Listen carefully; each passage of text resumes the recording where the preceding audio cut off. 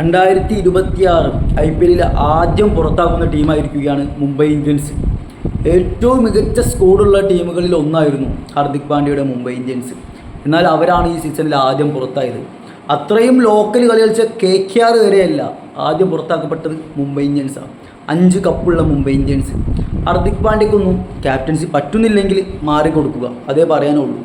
കാരണം ഹാർദിക് പാണ്ഡ്യ നല്ലൊരു ക്യാപ്റ്റനാണ്. ഗുജറാത്തിനെ കപ്പടിപ്പിച്ചു, 2ാം സീസണിൽ റണ്ണേഴ്സാക്കി മാറ്റി. പക്ഷെ മുംബൈ ഇന്ത്യൻസിൽ ഹാർദിക് പാണ്ഡ്യ അതിനുമാത്രം വലിയ ക്യാപ്റ്റൻസി കാഴ്ചവെച്ചിട്ടുണ്ടോ, വലിയ പെർഫോമൻസ് കാഴ്ചവെച്ചിട്ടുണ്ടോ, എല്ലാം ചോദ്യം ചെയ്യേണ്ടതാണ്. ക്യാപ്റ്റൻസി കൊടുക്കും അല്ലെങ്കിൽ അത് ആവശ്യപ്പെട്ടിട്ടാണ് ഹാർദിക് പാണ്ഡ്യ തിരിച്ചു വന്നത് വരെ, അതൊക്കെ നമ്മൾ ആലോചിക്കണം. പക്ഷേ റിസൾട്ട് ഉണ്ടാക്കി കൊടുക്കാൻ പറ്റിയിട്ടില്ല. മികച്ചൊരു പെർഫോമൻസ് ഹാർദിക് പാണ്ഡ്യയിൽ നിന്ന് വന്നിട്ടില്ല.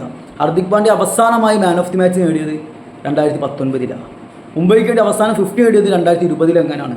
ഹാർദിക് പാണ്ഡ്യ എന്ന പ്ലെയർ അത്രയും പരാജയപ്പെട്ട് നിൽക്കുകയാണ്. ഹാർദിക് പാണ്ഡ്യക്ക് ഇത്രയും മികച്ച താരങ്ങളെ കിട്ടിയിട്ട് പോലും നല്ല റിസൾട്ട് ഉണ്ടാക്കാൻ പറ്റില്ല. ഏറ്റവും വലിയ ഉത്തരവാദിത്വം ഏറ്റെടുക്കുന്നത് ഹാർദിക് പാണ്ഡ്യ തന്നെയാണ്. കാരണം സ്കോഡില്ല, പ്ലേയേഴ്സ് ഇല്ലായ്മ ഒന്നും ഉണ്ടായിട്ടില്ല. ആൾ കൂടിയ അവസ്ഥയെ മുംബൈ ഇന്ത്യൻസിന് ഉണ്ടായിട്ടുള്ളൂ.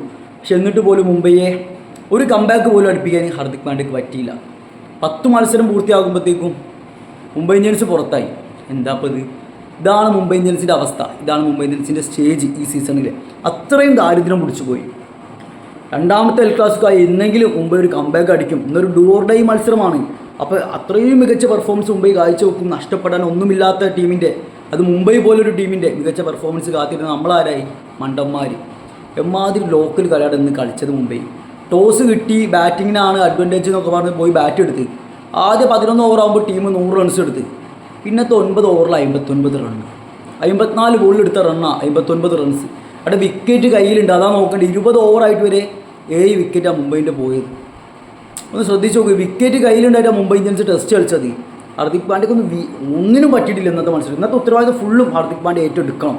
കാരണം ഹാർദിക് പാണ്ഡ്യയാണ് മുംബൈയെ പുറത്താക്കിയതും തോൽപ്പിച്ചതും.